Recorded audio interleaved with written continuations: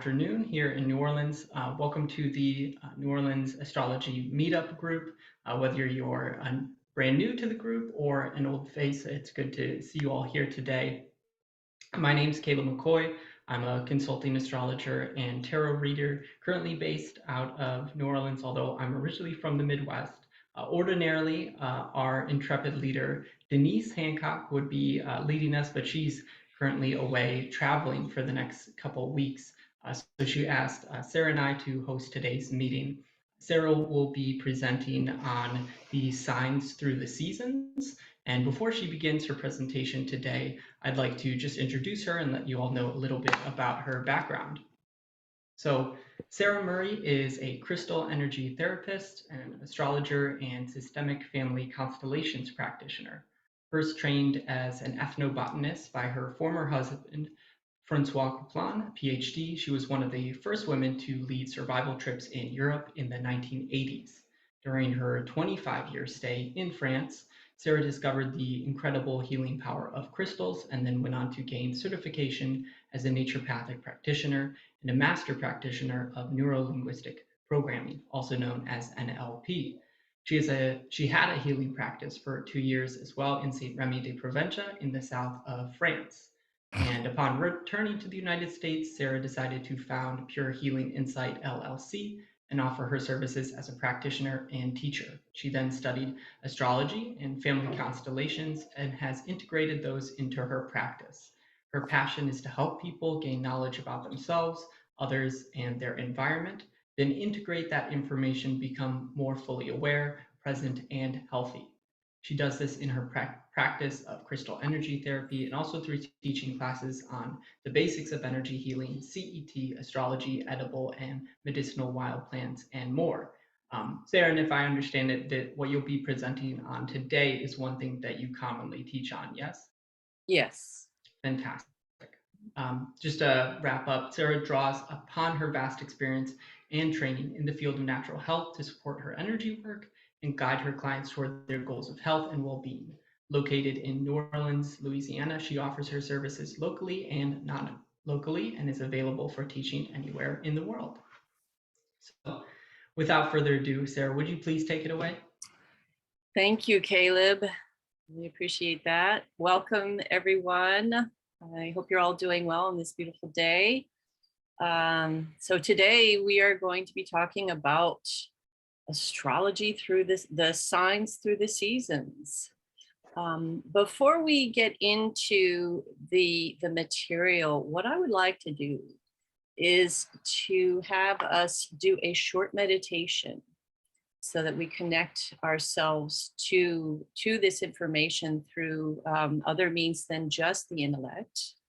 So if you're willing, please, wherever you are seated, hopefully, and not driving. If you are driving, please wait and not do this meditation and join us when we're done in a few minutes. So just settle into your seat. Allow yourself to really just move into a relaxed state of being, grounding into the earth.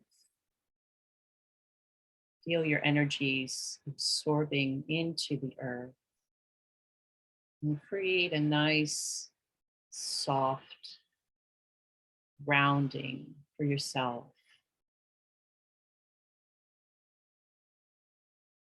And I invite you to transport your relaxed self into the desert, perhaps in the southwest of the United States. Nighttime. You are seeing the sky, star-spangled, beautiful night sky. And you're witnessing the band of light created by our galaxy, the Milky Way, that goes from one horizon to the other. in a beautiful arc. Imagine that arc extending beyond the horizons and creating a full circle, 360 degrees. And on that circle, imagine 12 signs of 30 degrees each. The astrology signs, wrapping around the entire earth in a non-physical and physical way.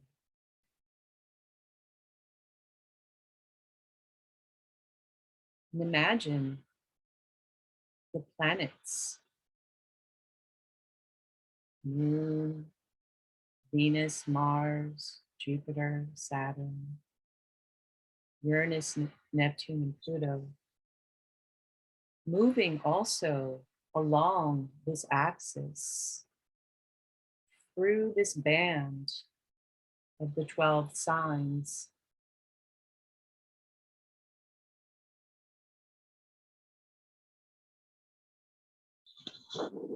Feel into these energies of this cosmic influence having on yourself as you sit in the desert watching this beautiful, beautiful show.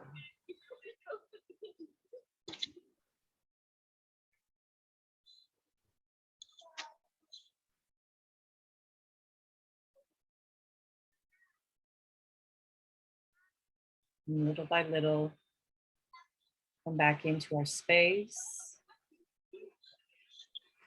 Just take a deep breath and open your eyes when you're ready.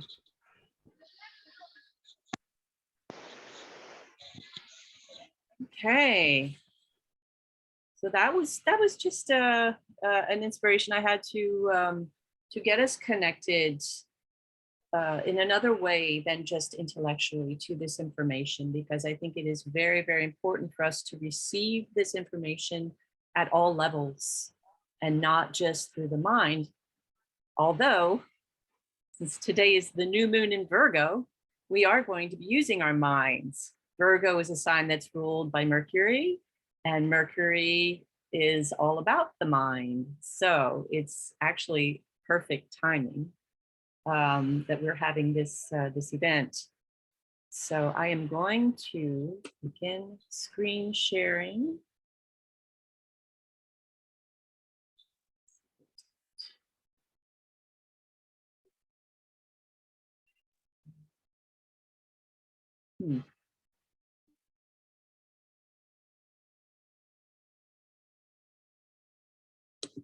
It looks like I have to find it. I thought I had it up. Here we go.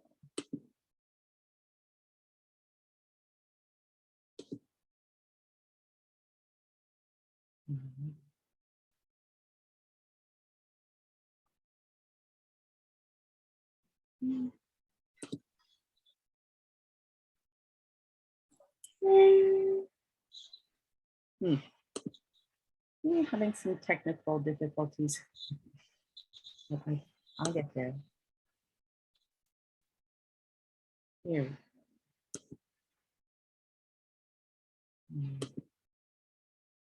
Okay, can everyone see this? Yeah, looks great. Got it. Okay, good. All righty. So the signs through the seasons. I'm just going to, there we go.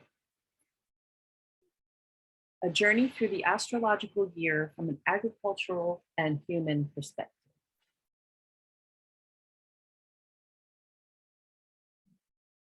So, to understand the meanings of the signs, one must first comprehend the relationships to the elements: fire, earth, air, and water, and the modes or qualities: cardinal, fixed, and mutable.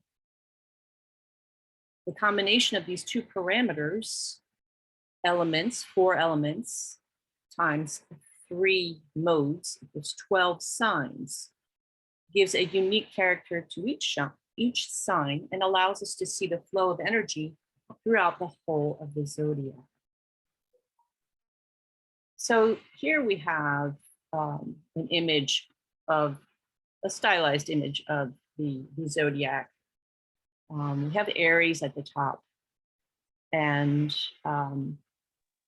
so the zodiac starts at 0 degrees Aries, which also corresponds to the spring equinox. 0 degrees Aries happens when the sun moving through the signs is at 0 degrees Aries, and this happens on the spring equinox, March 21st. So we have the elements. We have 4 elements, and each of the signs has an element. So starting with fire, since Aries is fire, we have 3 fire signs. We have Aries, Leo, and Sagittarius. And notice how there is a triangular relationship between these 3 fire signs. Okay. Then we have Taurus, which is an earth sign. And the 3 earth signs are Taurus, Virgo, and Capricorn. And again, we have a triangular relationship. And then moving to Gemini, which is air, we have Gemini, Libra, and Aquarius. And once again, this triangular relationship. And the last element is water.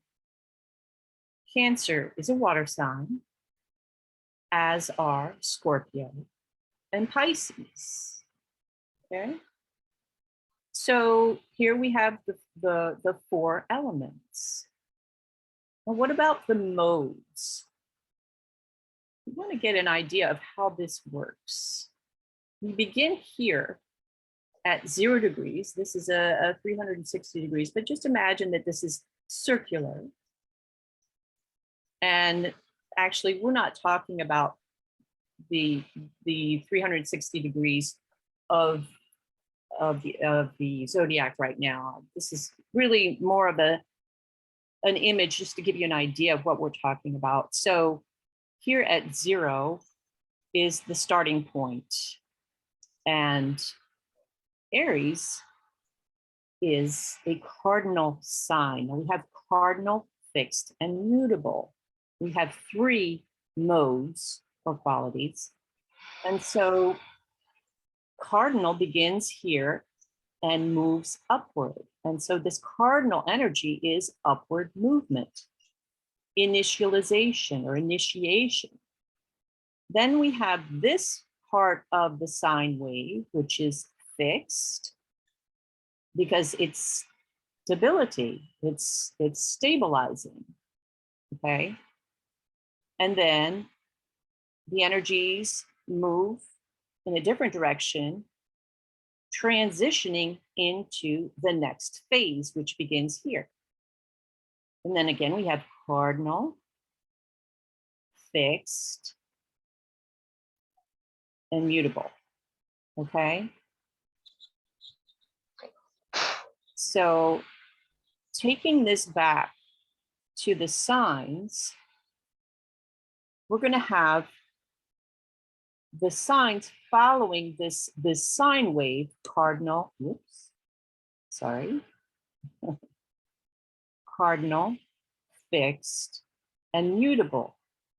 Cardinal, fixed, mutable, cardinal, fixed, mutable, cardinal, fixed, mutable. So each of these signs has one of those qualities or modes. And so again, we have Aries as the first cardinal sign, Cancer as another cardinal sign, Libra, and Capricorn. And here we're noticing a square formation, okay? So remember with the elements, we had a triangular. Now we have a square between the cardinals. And then we have the fixed signs, the same thing, Taurus, Leo, Scorpio, and Aquarius. And those are fixed signs, all four. And then we have the mutable signs, Gemini, Virgo, Sagittarius, and Pisces. And again, we see a square between these signs. Okay, so basically, astrology is based on movement and rhythm. We've got these sine waves happening all the time. One with the modes, and then we could actually make another one with the elements, which would be a wider one, because we would have fire, earth, air, water, fire, earth, air, water, etc. And we could even have a third one with masculine and feminine, because that's another parameter. Each sign is either masculine or feminine. So we've got masculine, feminine, etc. So the combination of all of these parameters gives the unique quality of each of the signs. And that's really what I wanted to impress upon you to begin, before we get into the actual qualities and how they relate to the seasons. And again, the seasons do the same thing. Here is the vernal equinox, the spring equinox. And this is a season. Here we have, March 21st, April, May with the fixed sign of Taurus, and then June with Gemini. And then here, Gemini transitioning into Cancer, which happens at the summer solstice. And then Cancer, which is a cardinal, so the energies are moving upwards, they're rising. Well, in this case, it seems to be descending, but it's really, if you just reverse the image, it's the same thing. And then here we have fixed with Leo in July and August, and then Virgo in August and September, and coming back to the autumn equinox right here. And so it is a continuum of ebb and flow, and like a dance between these elements, these modes, and the genders. And each of these being influenced by these different cycles and having an archetypal quality. So when we're talking about these signs, we're talking archetypes. We're not talking absolutes. And archetypes are basically a way to understand our, I want to say, our character, the influence that we may have. It's like a broad overlying principle that holds these signs in a certain light, if that makes sense. So yeah, anyway, I wanted to see if anyone has any questions at this point. Is that making sense? Anyone want to give us a little? Yes. Okay. Thank you. All right. So now I'm going to go back to the. One idea I had with respect to the sine wave idea, Sarah, or Yes. using that as a metaphor, is if you took it with the initial arc of the sine wave just being the light half of the year, and the second half being the dark part of the year. Oh, yes. The line running through the middle where the sine wave intersects could be either of the equinoxes, right? Yes. The vernal and autumnal equinox, and then with the peak, the highest peak and the lowest trough being Yes. the solstices, with the Yes. summer solstice being the peak of the Uh-huh. sun's intensity and luminosity, right? And the Yes. winter solstice being the absolute darkest part of the year. Yes. Oh, yeah, absolutely. That's perfect. Yes. Thank you for bringing that in, because that really is it is kind of the basis of it all. I mean, we're looking at, we're working with the sun, and how, the sun is like it's kind of the major player here, because we on Earth are revolving around the sun. And so the sun is kind of calling the shots as it relates to, the different rhythms.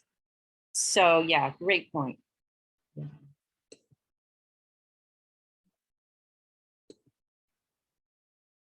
I have a question, Yes. if I can articulate it correctly. So how do you kind of hold on to this information? Like, when you think of a sign, are you able to quickly recall the element mode and like whether it's masculine or feminine, or how do you kind of cement those things into your brain? That is a process that takes time. Mm-hmm. And it doesn't necessarily, it's not, like I said in the beginning, it's not just an intellectual process. It's not about memorization. It's really about allowing yourself to be, what's the word, just penetrated by this information, and really live it as a living thing. Just because these energies are influencing, or what's the word, we are influenced by the energies of each moment, and what we're looking at in the skies are basically a reflection of the qualities of those energies. And so when we see that, the sun is in Aries, we can feel into those qualities, and that's when those things come to mind. And like I'm going to be talking about in the second part, those are the qualities that trigger the remembrance of, oh yes, that's a fire sign. Oh yeah, that's cardinal, or no, that's fixed. Taurus is fixed because Taurus doesn't like to move that much. It's just little by little these things integrate into your understanding, and it's not just an intellectual understanding. It's really a body and mind complex understanding of this material. I hope that makes sense. It does. Thank you. You're welcome. All right. So I'm just going to be speaking about the signs. I'll just leave this, the pictures of the signs up as we speak of each sign. And so beginning with the vernal equinox on March 21st, Aries is a cardinal fire sign, as we just saw. So cardinal, meaning that the energies are moving upwards. Nature awakens. This is primal, upward moving energy. The first buds are showing. The first hints of green cover the countryside, and Aries is born. So Aries is like a newborn. Aries is very self-focused because his survival depends on that. Just like a newborn baby. A newborn baby's survival depends on the fact that he is self-focused and needs to be taken care of. His needs are not necessarily taken care of by himself, so he needs others to support him in that. And this doesn't say that, this is not to say that Aries natives, people who are born under the sign of Aries, are necessarily self-centered or self-focused.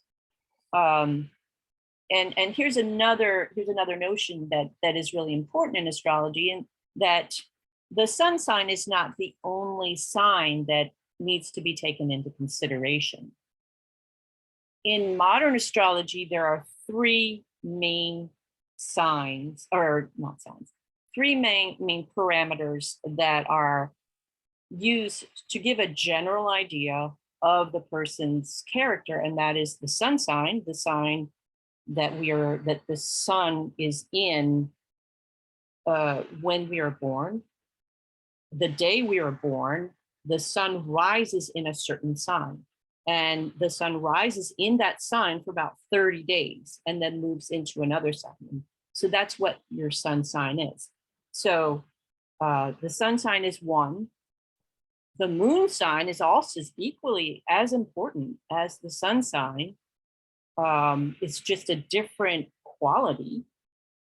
And then the rising sign, which changes every 2 hours, is also going to be very important. So these three factors are what modern astrologers like to use to give an idea of what kind of character that person has.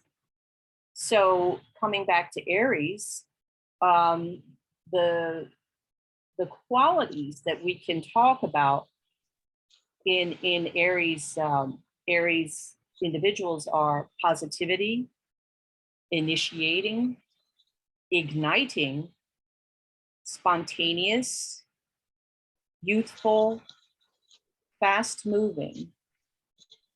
Now these are just qualities that I've found that are important as it relates to Aries. And then we have the negative qualities, or let's say out of alignment qualities, which would be impatient, aggressive, forceful, and a tendency to power through. Well, that might be considered also a positive quality, but under some circumstances, for sure. But so that's what Aries is about, and it's really, when you think of the springtime, when Aries is when the sun is rising in the sign of Aries, that's what's happening. The leaves are coming out, or the plants are peeking up through the ground, and there is this really initiating energy, this fiery energy.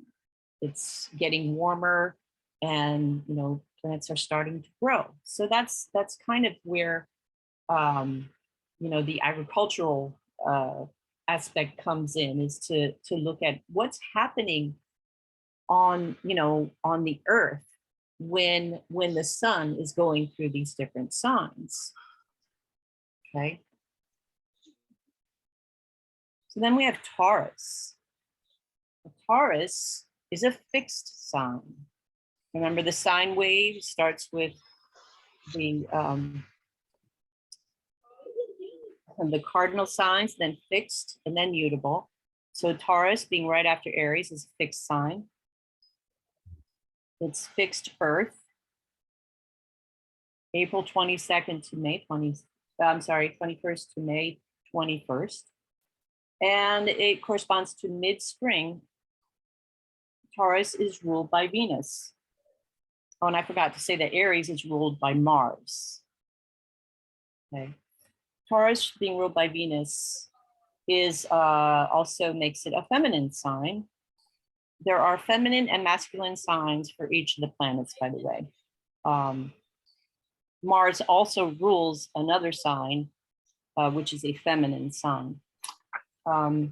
So the soil is tilled and sown. Cows graze on the new grass. Taurus waits. So the positive qualities of Taurus are going to be patience, stability, reliability, practical, and reflective. And then the more negative traits are going to be slow moving, stubborn, and set in their ways.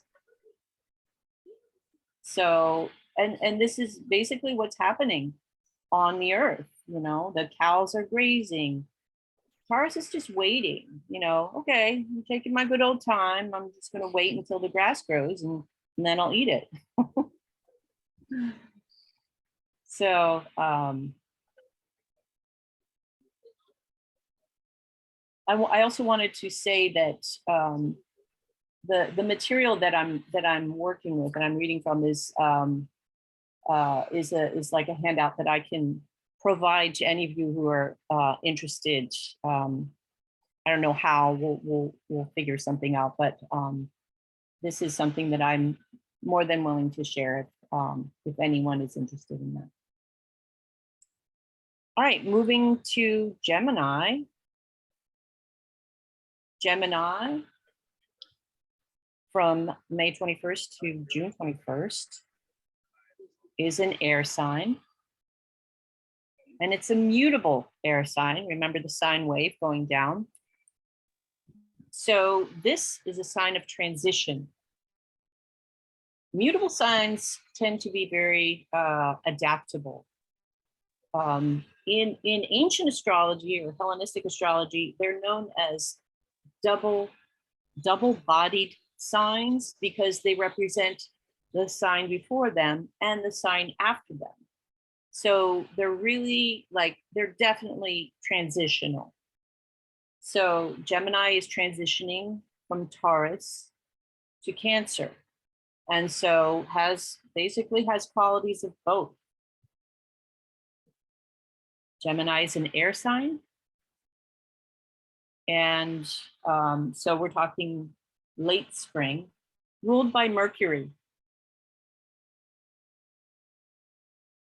The first seedlings emerge and grow. Gemini calculates potential returns, negotiates with buyers, imagines outcomes, chats with neighbors. So the qualities of Gemini are going to be talkative, communicative, craves information, networking, connection. These people really like to, connect with other people and talk. It's ruled by Mercury, so it's an intellectual sign. And, the mind is very, very prominent in Gemini natives. On the negative side, they can be two-faced, gossipy, unemotional, or detached, just because they're so focused on the mind that they may not necessarily enjoy emotional interaction as Taurus would. For instance, Taurus is Venus ruled and rules the heart. Gemini is more about the head and the mind. So yeah. Then looking at Cancer, which is another cardinal sign, just like Aries, cardinal water, from June 22nd to July 22nd, roughly. I think it's, it's variable. And it starts with the summer solstice on June 21st, actually. Cancer is ruled by the moon. It's a feminine sign. And the moon governs emotions, intuition. It's all about caring and protecting, mothering. It's about the mother. So here, the crops are growing, but still vulnerable. Cancer waters her plants, removes bugs and pests, makes sure her plants are taken care of. So we have, in the positive qualities, we have caring, nurturing, sensitive, emotional, tends to home and family. And in the negative, Cancer can be moody. Remember, moon is all about emotions. And can also be defensive and security driven. So the totem of Cancer is a crab. Cancers tend to like, what's the word? To have that sidewards movement, and they don't like conflicts. Although if they're forced into it, they will fight to the bitter end. No doubt about that.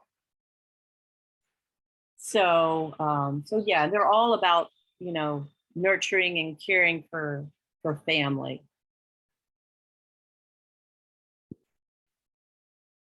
And then moving to Leo, which is July 23rd to August 22nd, roughly.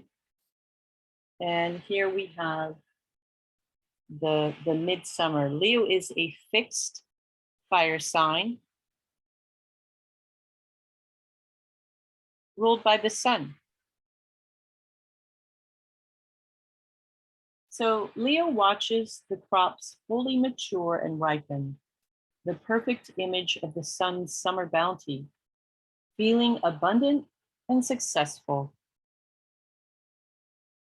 And the qualities of Leo are regal charm, magnetic personality, life of the party, creative genius, loves recognition, and leadership.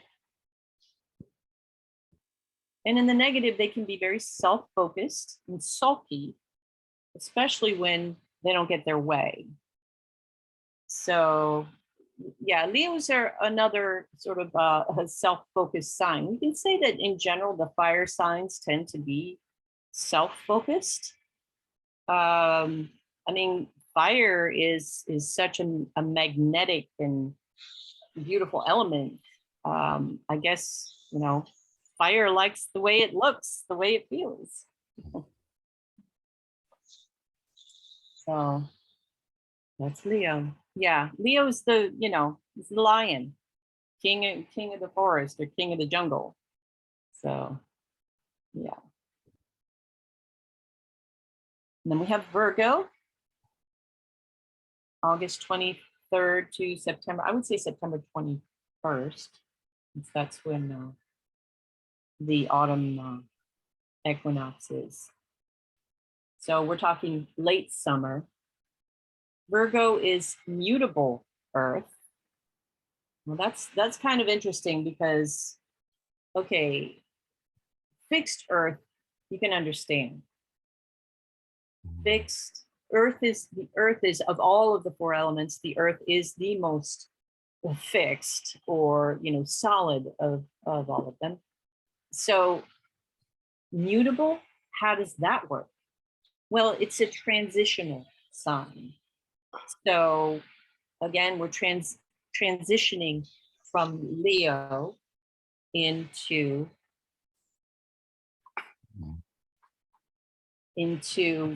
Libra, which is the cardinal sign after it. So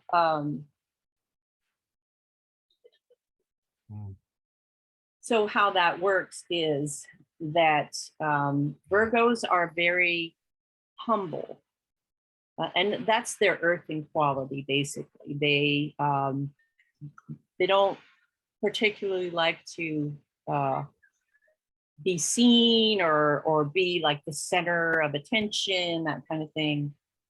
But we'll talk about the qualities. So it's harvest time.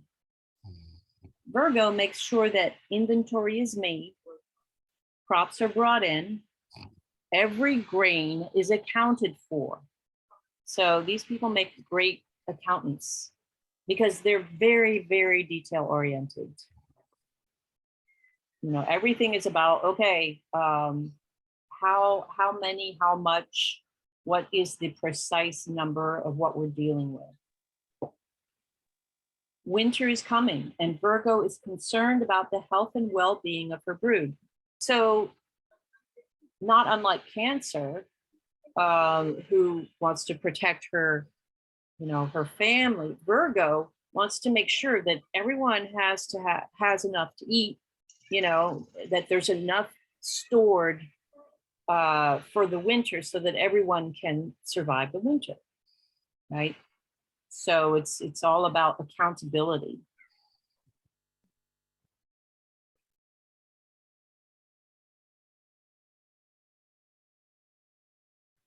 And now we have Libra, which is a cardinal air sign.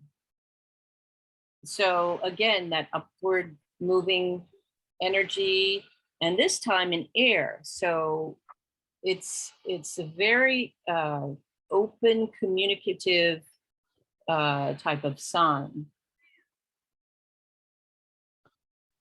Ruled by Venus. Now, Libra is a masculine sign. It is the masculine sign that Venus rules, Taurus being the feminine sign that Venus rules. So it's a different quality of Venus. Taurus is about, you know, being fertile and, you know, the springtime, sort of the image of the Empress comes to mind. If you're familiar with tarot, that would be Taurus. Libra, on the other hand, is all about artistic expression, beauty, balance.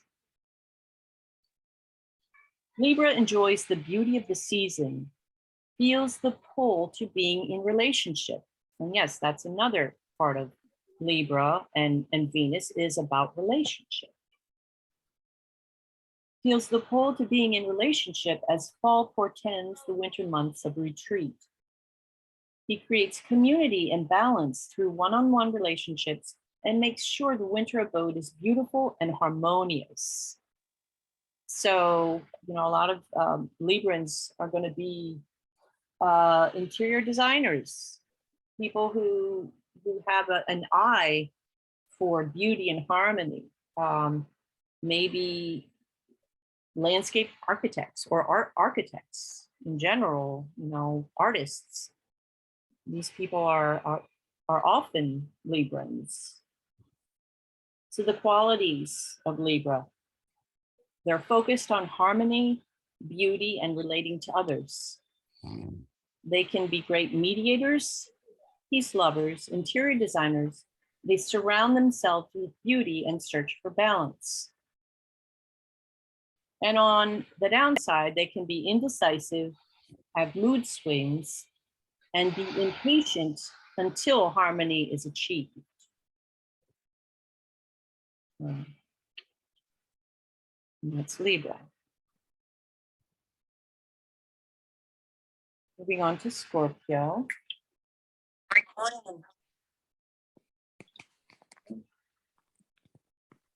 So Scorpio is a fixed water sign. October 23rd to November 22nd. It's mid-fall, is ruled by Mars. Now it's the other sign that Mars rules. It's the feminine sign this time. So Mars rules Aries, and it also rules Scorpio. Scorpio wants to experience the depth of relationship through sexual encounter, death, and rebirth. Energies are moving downwards into the earth. The roots are in the root cellar. She answers to no one but her own deep inner voice. And these people make really good detectives. They are they're really good at digging up secrets. So the qualities would be intense, passionate, mysterious, emotionally deep, magnetic. They can also be dark, secretive, can hold a serious grudge, be jealous and or vengeful. So those are the qualities of Scorpio. And remember, Halloween happens during Scorpio season, right in the middle of it, October 31st. And that's when some say the veils are the thinnest between this world and the other world. And that's where, you know, the spirits we can have access to spirits. And that's what Halloween is all about. Halloween, All Saints Day, All Souls Day. And I just learned that All Souls Day is different from All Saints. All Saints Day is November 1st in honor of those who were sanctified and went to heaven. And then All Souls Day is for the rest of us who are spending their eternal lives in purgatory. Well, that's, you know, according to Catholicism, from what I understand. But it's interesting that all of those 3 days, Halloween, Hallows Eve, All Saints Day, and All Souls Day, all happen during Scorpio season, which I find pretty fascinating. And then we have Sagittarius, which is a mutable fire sign. So Aries as cardinal fire, Leo as fixed fire, you know, that's pretty straightforward. Aries, you know, wanting to just do things and move forward and, you know,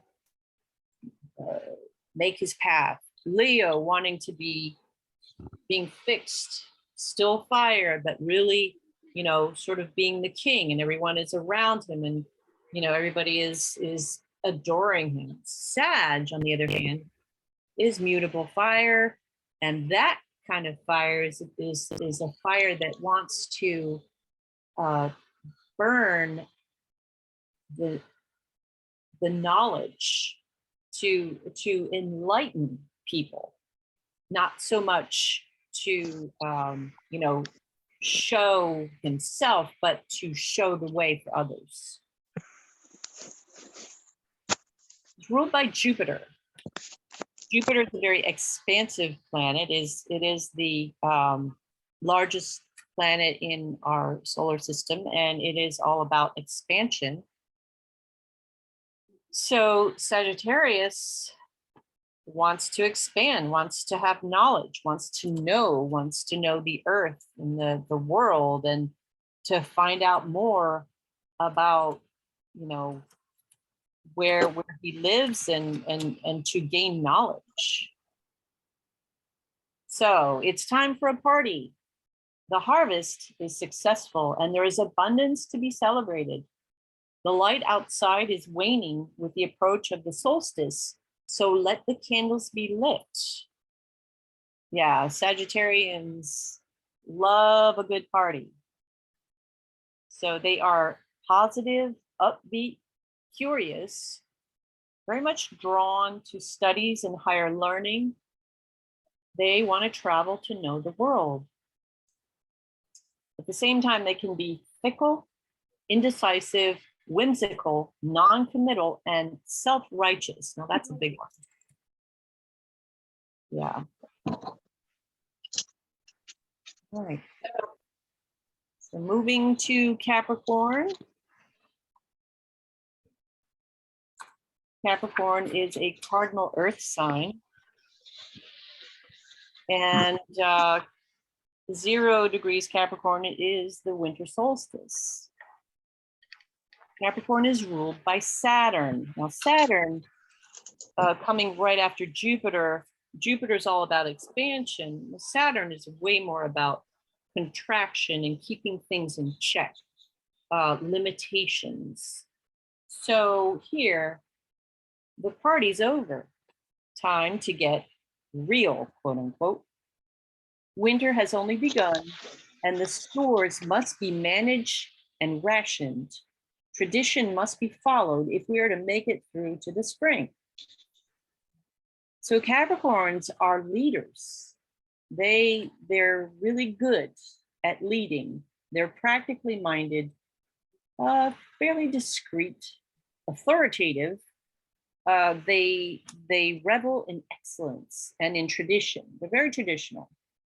They can also be very bossy, authoritarian, and ambitious, and even cold. The goat is a social climber. Remember, goat climbs up to the top of the mountain. And he doesn't hesitate, stepping on somebody else's toes on his way up. That's for sure.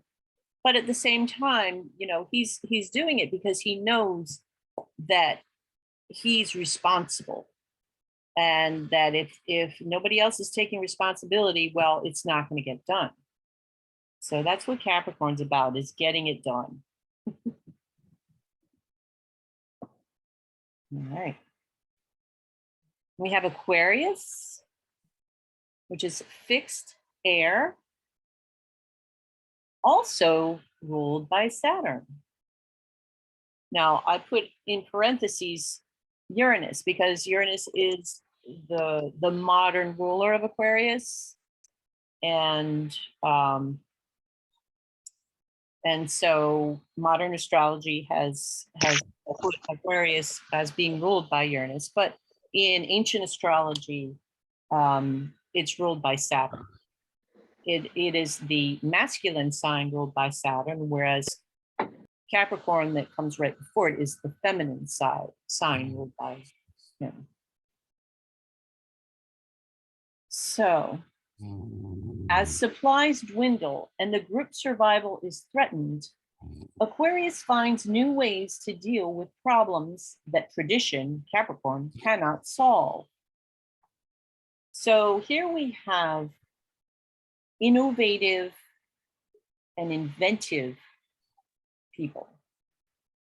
They have a group consciousness. They're really aware of groupthink and of what the collective is doing. That's kind of their focus many times. They are really good at out-of-the-box thinking, and they often have very brilliant ideas. And on the downside, they can be detached, aloof, quirky, or just plain weird. Yeah, I mean, it's kind of, there's often a, what do you call that? Not a discrepancy, but it's interesting that at the same time, they can be thinking about, the group and the consciousness, the group's well-being, and at the same time, they're very individualistic, and they don't necessarily fit into a group. So it's interesting that that paradox there. Last and 12th sign, but of course not least, is Pisces. And Pisces is mutable water. From February 19th, March 20th, ruled by Jupiter. And again, Neptune would be the modern ruler of Pisces. Resources are almost gone, and Pisces has faith that we will make it to the vernal equinox. Time to fast and reconnect with the divine until the energies re-emerge for a new cycle of life. So here we have psychic, empathic, sensitive, gentle individuals who are connected to source and other dimensions. They can also be spacey, disconnected from reality, and quote unquote out of time, meaning they don't necessarily live in the same timeline that the rest of us do. They have their own they live kind of in their own dimension sometimes. The Piscean, you know, it's really interesting sometimes to talk with them because they have very different notions of time than we do. And so ruled by Jupiter, again, expansive qualities of, you know, being one with the universe. Now, Neptune also shares that. Bless you. And so Pisces is all about our connection to the cosmos. And that brings us full circle where, you know, coming back to 0 degrees Aries, we are, the newborn is coming back into existence and brings us around again to the beginning. Okay, so are there any questions about any of the signs that that we just went through? Anyone, or anyone like to share anything that you may have noticed about, you know, any people that you know that you know might display some of these qualities? Anything like that? Let me see the chat. I haven't actually seen one. We had one question throughout the presentation, Sarah, about the Southern Hemisphere. And Oh, right. I said, well, you know, that's like a big debate in the astrological community, but I guess I'm curious, do you have a hot take? Do you come down on either side of that debate? I tend to agree with the ancient astrologers that, you know, astrology was originally devised in the northern hemisphere. In the earliest astrological, you know, signs that we have are from the Sumerians, the Babylonians, and you know, they're in the northern hemisphere. They devised it, so they devised it according to where they were.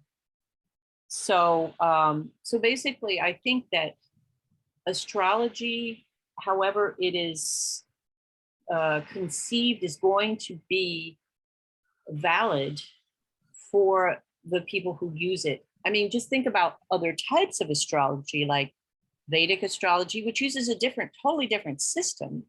It doesn't use the same, uses the same signs, but it uses different ways of using the signs or calculating, you know, the different. Right. It's the same zodiac, but the degrees are different. Yes, exactly. And yet it works.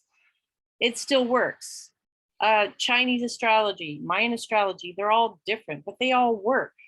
So I feel like, you know, the southern hemisphere, if they embrace the idea of Western astrology, it still applies to them. You know, I mean, spring, it's going to be different. They're going to be experiencing it differently, but I think the energies are going to be the same.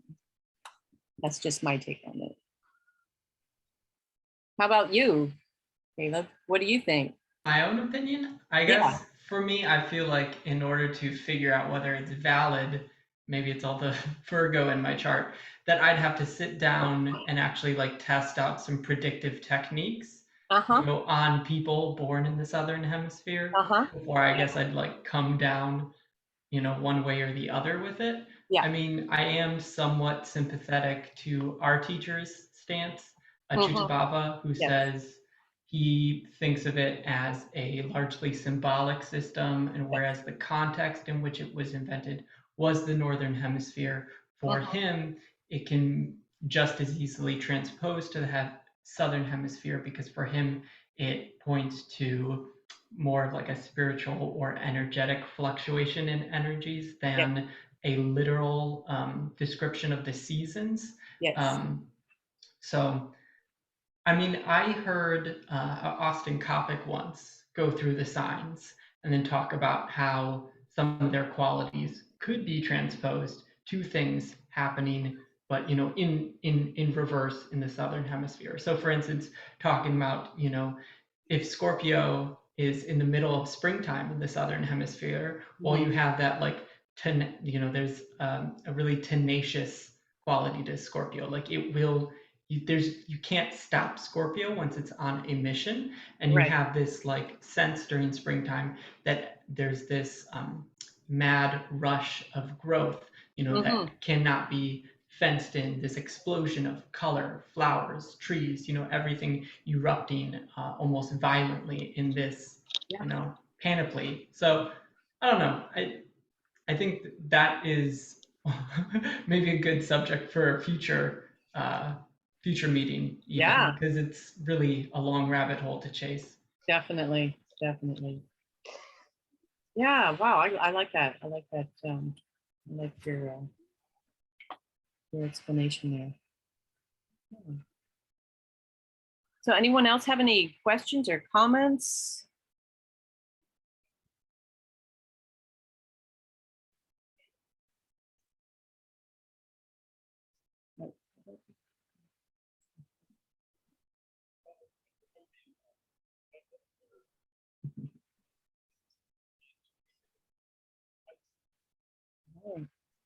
I guess here's one I'd be curious to hear you speak on, Sarah.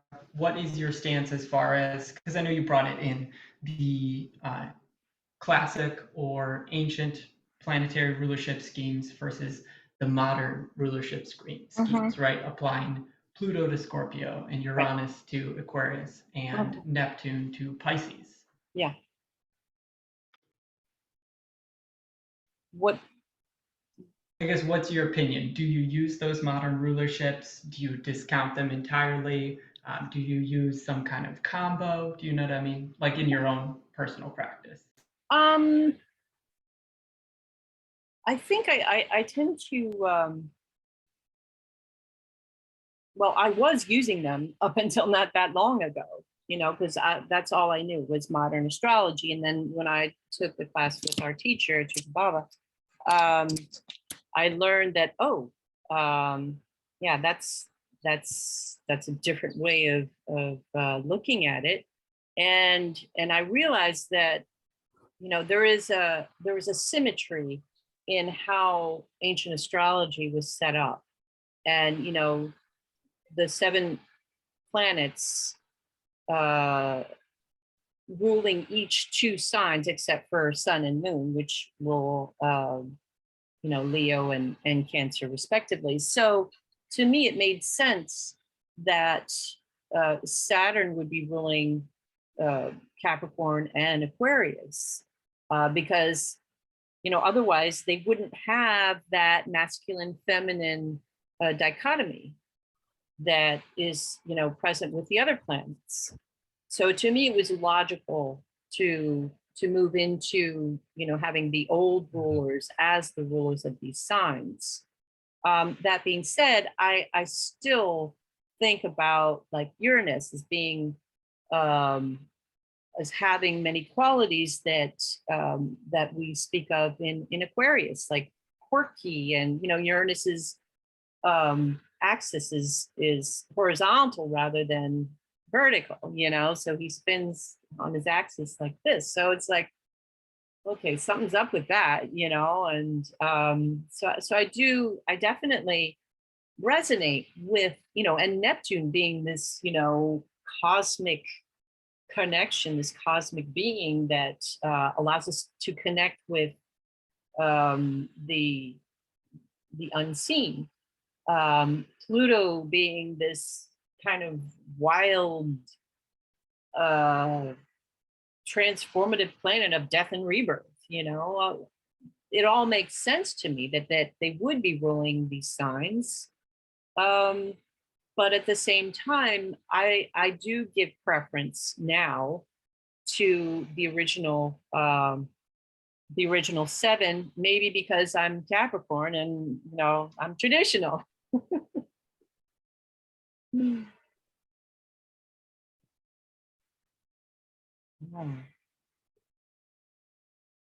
Thank you for sharing that. Oh yeah. One thing I like that people have pointed out is that the traditional astrology revival actually began when there was a whole cluster of the outer planets in Capricorn, actually. Oh wow. So there's, reintroduction of a right. super traditional thing, right, during the 90s. Right. I was going to say, and that particular, the Neptune Uranus conjunction in Capricorn is something that I still haven't fully understood. But now that you say this, right, that makes so much sense. Yeah, I guess like, having a traditional renewal in astrology would make total sense for that. Yeah. Thank you. Yeah. So Caleb, if you have anything to add to any of what I put out, please. I mean, add in. to speak to the earlier question about integrating, the information, right? Mhm. The signs gender, the signs mode, and the signs element. Yeah. So one thing to keep in mind is that it all is a pattern, right? Gender, the whole gender system is just a pattern of 2. Yep. The element or the mode system is a pattern of 3, Yep. and the element system is a pattern of 4. Yes. So it's just a 2-step pattern, a 3-step pattern, and a 4-step pattern. Yep. That all repeat. And when you play those out along in a circle and then distribute them across 12, you get the different signs. So yes. It is definitely, I think, difficult to integrate all those things at once, on top of remembering the planetary rulerships too. Mhm. Not to mention the exaltations. Like, there's so much information to recall about every single sign. But even just starting with the elements, I think, is a really good way to familiarize yourself with them. Yes, absolutely. And I forget who asked the question earlier, but about how do you remember all this stuff?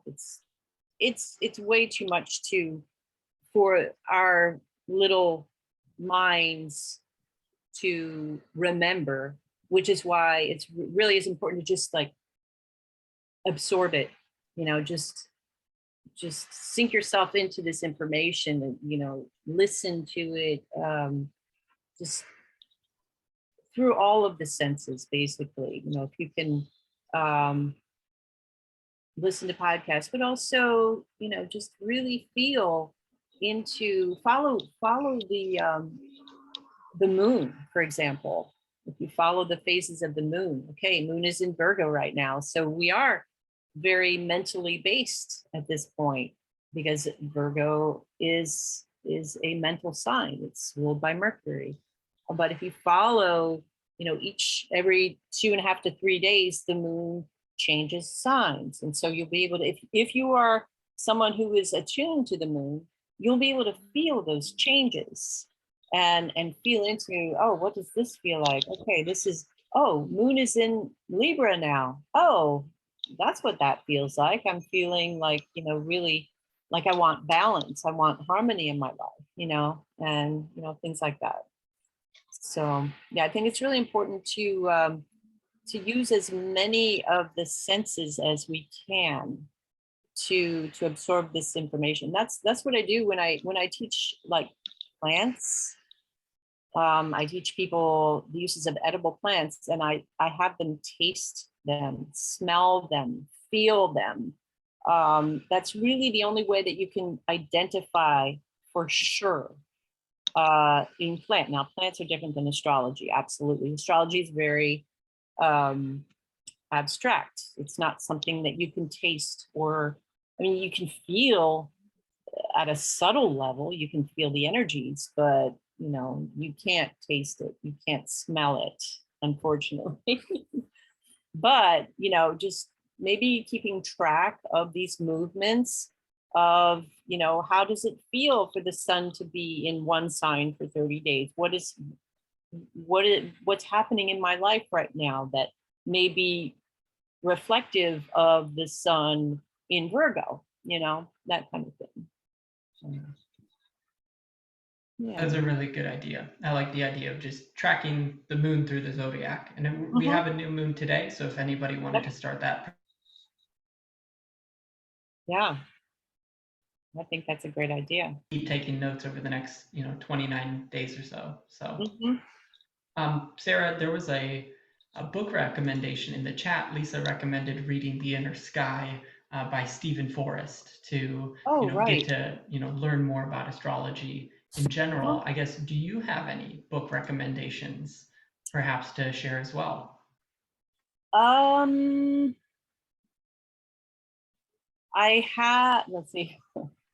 Well, for beginners, you know, the one that what is the name? Liz, what's her name? Shoot.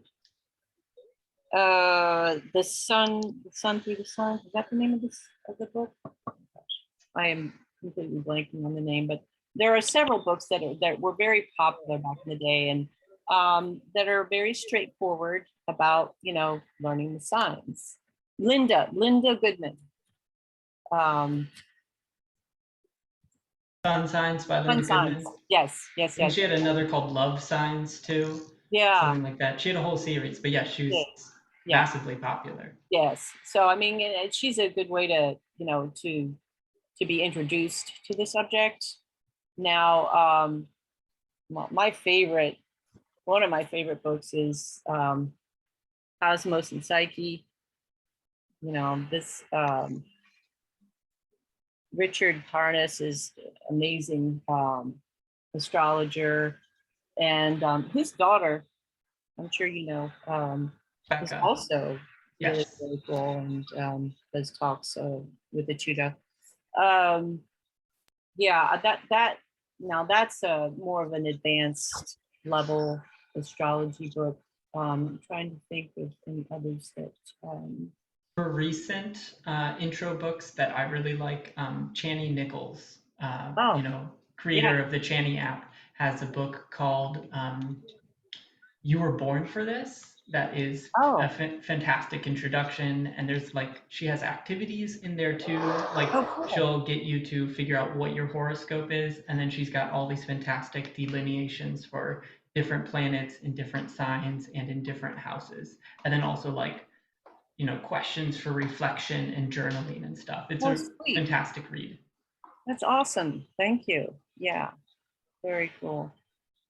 I just bought a book about astrology and families, and you know, I'm learning about how families, you know, astrologically we come together, and I mean, you probably noticed in your family, you know, we have a lot of the same sign, or, you know, all these people are born on the same date, like, you know, the 24th of several different months, or, you know, that kind of thing.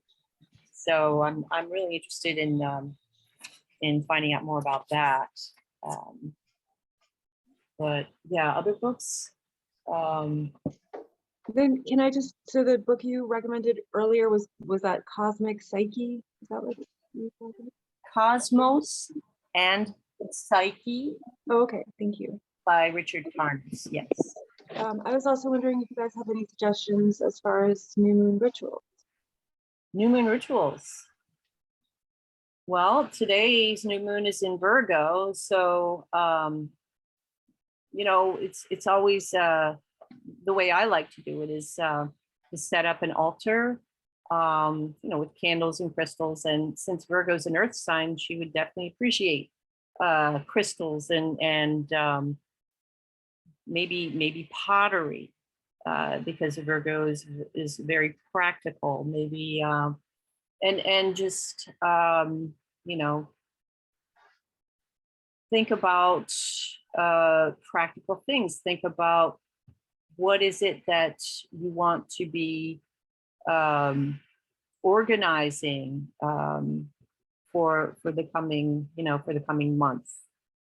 Because you know, new moons are beginnings. So you know, in Virgo, we're going to want to be thinking about what kinds of things are going to bring the most what's the word, accountability to what I'm doing. You know, how can I be accountable to myself, to the people around me, and you know, as far as the actual ritual itself, I mean, there are many things you could do. You know, sing a song, or just sit and meditate, or well, maybe find a poem, or read, maybe just even read a book about astrology. Why not? How about you, Caleb? So one thing, as far as like practically speaking, for any rituals on new moon, since like you said, all new moons want to sow a seed. They want to start something. It's always like a good time to maybe set some intentions. So practically speaking, one thing I like to do for new moons is, depending on the element, incorporate that into the ritual. So let's say the new moon is in a fire sign, I'm going to burn something. Let's say it's in an air sign, I'm going to rip something up, and then I'm going to throw it up and like into the winds, right? And throw it off the top of a tall building. If it's an earth sign like Virgo, I'm going to bury it in the ground. If it's a water sign, I'm going to cast it into a river, pond, lake, or what have you. With it being in Virgo, one of them that really, there's only one aspect to the moon today, and that is a square from Mars in Gemini. And with both of those mercurial signs at play, I think I'm thinking of the phrase "the devil's in the details." Both those signs are very about like picking apart minutia, small things, you know, really. So like, for instance, after this, I'm going to go deep clean my house. I'm going to get practical. I'm going to organize all my stuff. I'm going to vacuum and mop from top to bottom, right? And then just as far as like thinking of the time of year too, this lunar phase is going to carry us across the threshold of the equinox and into the fall, like into the dark half of the year. So we're at the end of summer. We're harvesting the fruits of what, you know, spring and summer have brought us. So there's an element of, you know, being practical and preparing for the coming fall and winter, the dark season, you know, like how do we take everything that's grown and then pickle it and preserve it for later. Yeah, nice. Those are some thoughts I've had. Thank you.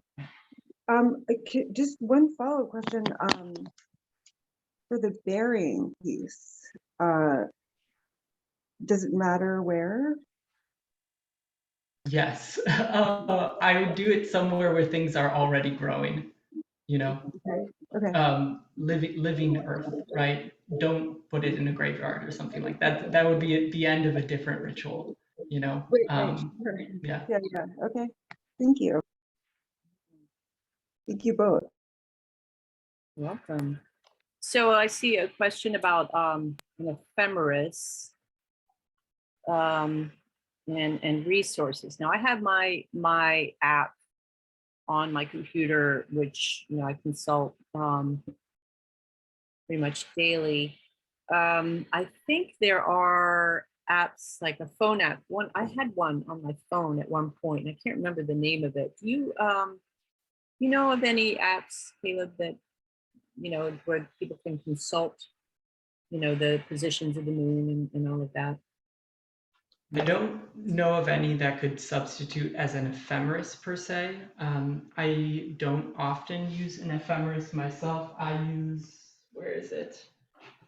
Denise and I were talking about this last meeting. I used a almanac from Honeycomb Collective, and they include an ephemeris at the back.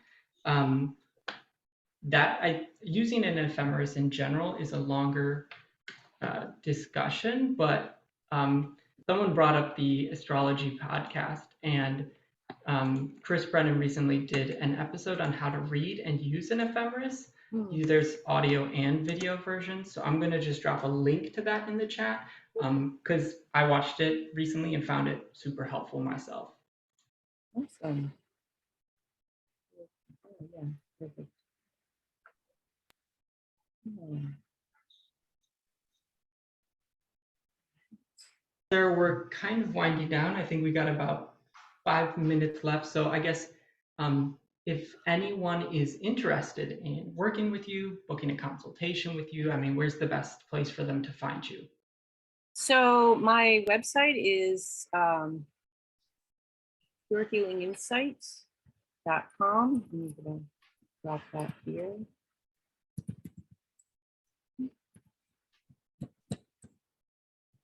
And yeah, feel free to visit the website and contact me. Best way to reach me is either through my email, it's purehealinginsight@gmail.com, or I believe my phone number is listed on the website. So just, text or call, and be happy to help you. Yeah. Do you have any good astrology podcasts you like to listen to? Lisa asks. So I barely have time to actually do my classwork, but I really love Achyuta Baba's podcast. He has a YouTube channel, and he posts videos almost daily, and his stuff is amazing. I just really resonate with that quite a bit. Yeah. I'm going to drop my 4 favorites, which include Nightlight Astrology with Achyuta, in the chat for anyone interested. Sweet. Yeah. Chris Brennan, yeah. Before everybody goes, I just want to invite folks to join us again next month. Let me check the date real quick. We'll be meeting this time in person. That is September 17th, so it'll still be Virgo season, really just the tail end. We'll be meeting from 3 to 5, and it will be, like I said, in person, in real life. I'm not sure exactly what the location is yet. I'll have to check with Denise about that, but that event is also up on the MeetUp page. We'd really love for you to join. Denise will be telling us how to read she'll be doing a workshop on reading your solar return chart. So it's the chart of the day when your birthday happens. You can use that chart to forecast what your next year of life will look like, what themes will come up, what kind of events you can predict. So please join us. We'd love to have you. And you don't need really any expertise in anything besides your birth chart. Great. Thank you, Caleb. Yes, thank you so much for hosting. Thanks to everyone for showing up and being here with us. And wishing you all a wonderful rest of the day. Thank you, Sarah. Thank you so much. Welcome. And thank you, everybody, for joining. I hope you enjoy your Saturday evenings. And happy new moon. Happy new moon. Come on.